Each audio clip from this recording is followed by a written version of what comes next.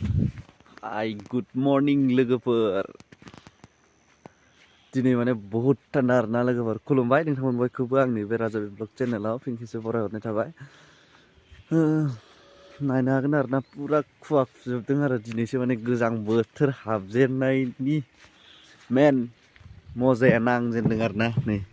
पुरा माने लामासिमखौ नुहुरला एकदमबारे ओइ जाय क्लुम क्लुम दंफां नुहुरदोंना नै बेयावनो लामाया होमबाबो नुहुरला माने नै बोदो खाथिसो होमबाबो नुहुरा ओरैबायदि डेन्जार जाना दङ आरो दै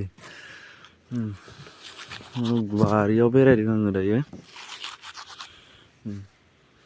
कबि सोरबाफोर नांगौबा लांफैनो हागोन नै ओइथिं आलु आरो इथिं दङ फान्थाव ओरै बिन आरो